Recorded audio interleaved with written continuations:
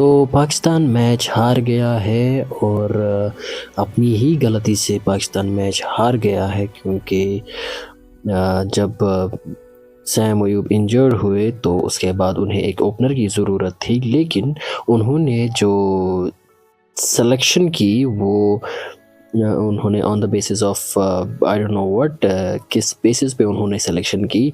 उन्होंने एक proper opener Abdullah Shafiq को कुछ इनिंग्स की वजह से जहाँ पे वो फेल हो रहे थे तो उसकी वजह से उन्हें ड्रॉप कर दिया, क्योंकि वो एक प्रॉपर बैट्समैन है और इन जैसे पिचेस पे अच्छा खेल सकते हैं। लेकिन इंस्टेड ऑफ हिम अगर आपको ओपनर चाहिए ही था तो आपको इमाम उल हक को ओपन कराना था, लेकिन आपने वो नहीं किया और उनको बाहर ही रख दिया आपने, क्योंकि वो इन पिचेस पे उनकी एवरेज बहुत अच्छी है, वो अच्छा खेलते हैं इन पिचेस पे। दूसरी बात ये कि उन्होंने आउट ऑफ फॉर्म जो काफ़ी अरसे से Babar Azam out of form है उन्हें टीम में ओपनिंग करने के लिए प्रमोट किया। तो बाबर का जो ओपनिंग प्रमोशन है वो एक it's not a good decision, जहां पाकिस्तानी बहुत सारे लेजेंड्स जो पाकिस्तान के सो कॉल्ड लेजेंड्स हैं वो कहते हैं कि बाबर को ओपन करना चाहिए और उसकी वजह से उन्हें ओपन कराना पड़ा। लेकिन यहाँ पे वो लैक कर रहे हैं कि बाबर की जो ओरिजिनल पोजीशन है वो मिडल ऑर्डर बैट्समैन है या वन डाउन पे खेल सकते हैं।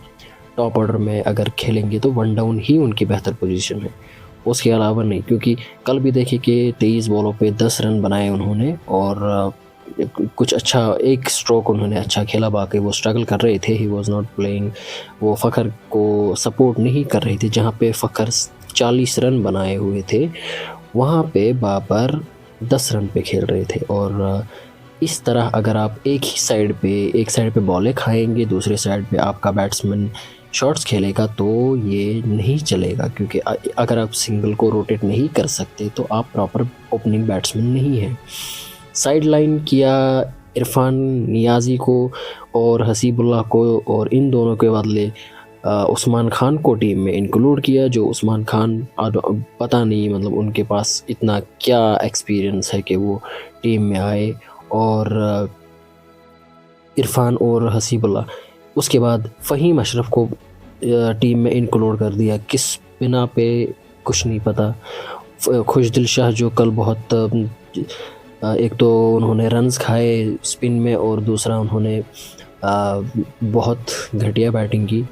पहले तो एक बार कैच दे दिया रचिन रविंद्र के हाथों में, लेकिन रचिन रविंद्र देख नहीं पाए वो बॉल, क्योंकि वो उनको बॉल लाइट के बीच में से गुजरी थी तो उनके सर पे बॉल लगी, इंजर्ड हुए। इसी वजह से वो कैच छूट गया।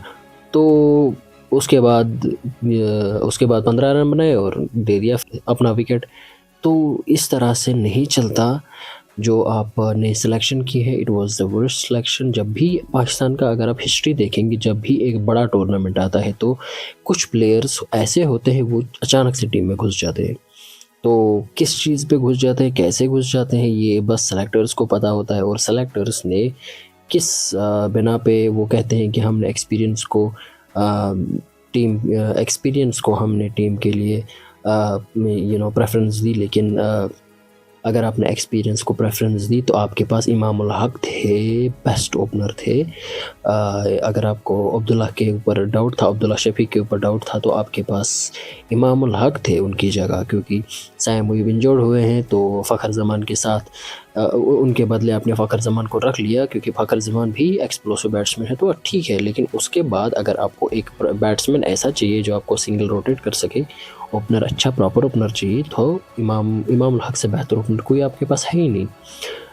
और ये आपकी प्रॉब्लम है कि आपने इतने सालों में एक प्रॉपर ओपनर को नहीं रखा, एक वाइड ओपनिंग रेंज आपने नहीं रखी, तो ये आपकी प्रॉब्लम है। और इमाम उल हक जो आपके लिए अच्छा खेल सकते थे उसको आपने बाहर कर दिया, बाबर को ओपनर प्रमोट किया, क्योंकि वो ऑलरेडी बहुत स्ट्रगल कर रहे हैं अपनी बैटिंग के साथ। तो कुछ 2022 से वो सेंचुरी नहीं बना रहे, तो इन बातों का आपने ख्याल नहीं रखा। एक कॉमन मैन होता है उसको सब पता होता है, उसको सब पता है कि किस बंदे को होना चाहिए टीम में और किसको नहीं। और ये जो सेलेक्टर्स हैं जब ये सिलेक्शन करते हैं तो या तो ये दिमाग अपना घर पे छोड़ देते हैं या फिर इनको गर्ज़ ही नहीं होता कि पाकिस्तान कोई मैच जीते। और यही ग्लिम्पसेस कल हमें नज़र आए। कोई प्रॉपर स्पिनर नहीं है टीम में, कोई अच्छी मतलब आपने फास्ट बॉलर्स को डाल के रखा हुआ है, जितने भी फास्ट बॉलर्स हैं। पिच स्लो है, पिच स्पिन पिच है, हर कोई पिच पाकिस्तान में स्पिन के लिए ठीक है।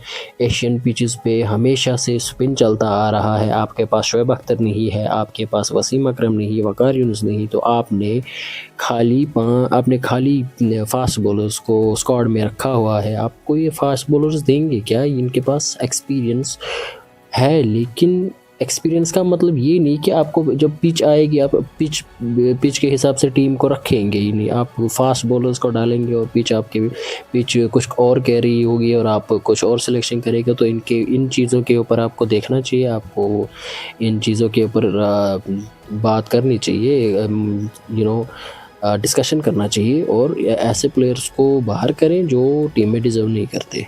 शुक्रिया।